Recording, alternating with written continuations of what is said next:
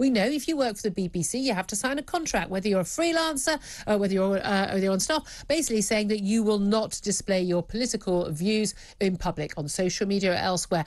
You have to be studiously neutral, particularly if you're involved in news gathering or political reporting.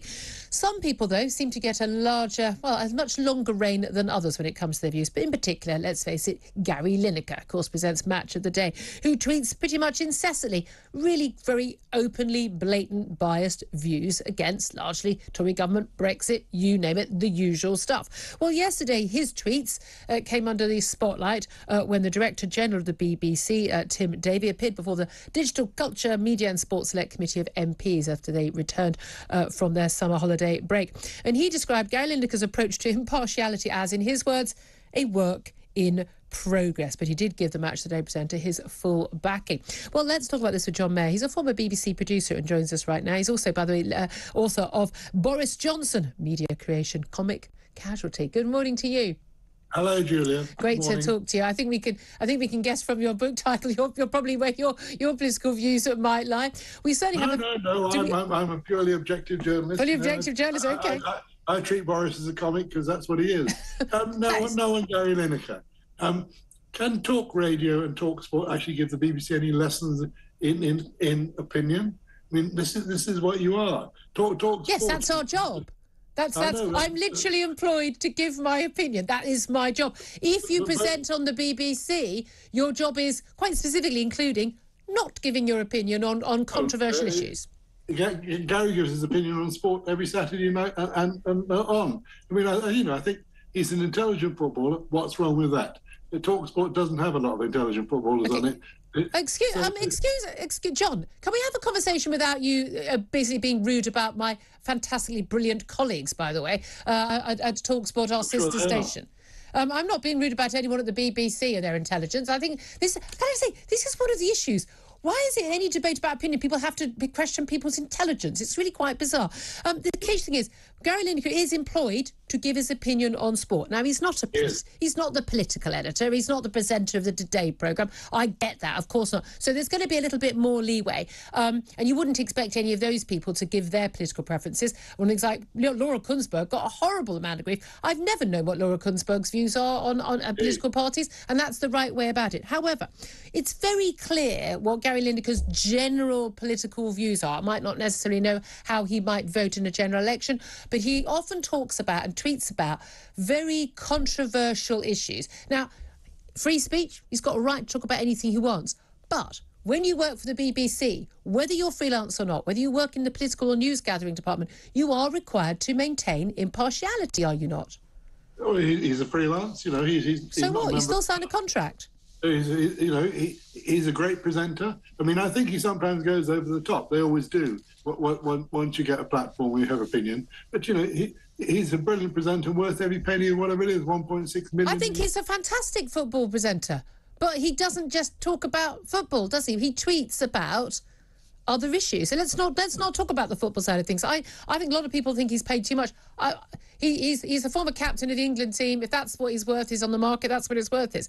But when it comes to him basically tweeting about Brexit, tweeting about Tory policies, tweeting about a lot of issues which are clearly critical of the government, is that appropriate for someone employed on whatever contract at the BBC? Would you extend that to comedians then? Would you extend that to people in drama? But is everybody muted because they work for the BBC? Do they all have to not have an opinion? But drama is very different. If someone writes a drama, I would expect there to be, frankly, be nice to see a drama that wasn't entirely, from a leftist standpoint at some point on the BBC when it comes to any political issue. And certainly comedians, I mean, we see them criticising and quite, mocking politicians is not only vital in a democracy, it is key part of our democracy. I mean, it absolutely underpins our democracy. But we don't see, we see extraordinary amount of bias on that. Have I got news for you the other day?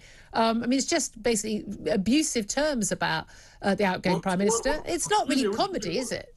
Julia, what did you expect? Come on. I didn't expect anything better, no. No, but Boris is a comic figure. Boris is a comic figure who made a lot of his reputation through Have I Got News for You Of course they're going to take the rise out of Boris. You know. Oh, yes. Boris is, and so should the Director General go in and say to them, look, guys, go light on Boris? You know. No, it's not a question. No, I don't think anyone's asking anyone to go light on. And certainly we had there was another programme which was also criticised. We had Joe Lycett on the new Sunday morning show. Which is pure irony. You know, that was pure irony. I mean, who knows whether he's very right-wing or not? No, we do know. We do know his politics. Of course we know his politics. But no, yeah, 100% I know his politics. But is he right-wing? No, of course he isn't. That was the joke. That was the joke.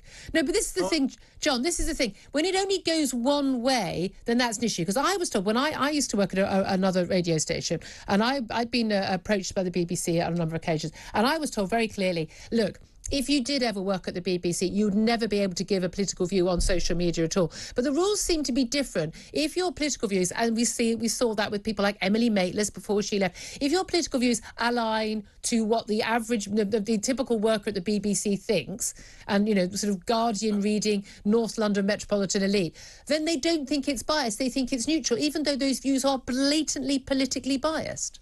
I think there's a conspiracy theory in there somewhere. No, there isn't. You're saying that the BBC is full of liberal lefty wokists. I'm not saying it. I know it.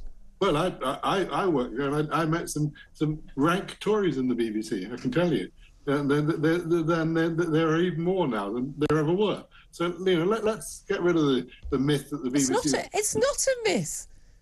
Listen, I can tell you, as someone perceived to be right-wing who's a Brexiteer, you walk through the BBC, you know exactly what people's politics are. What's the paper most read in the BBC newsrooms? Well, not the Guardian.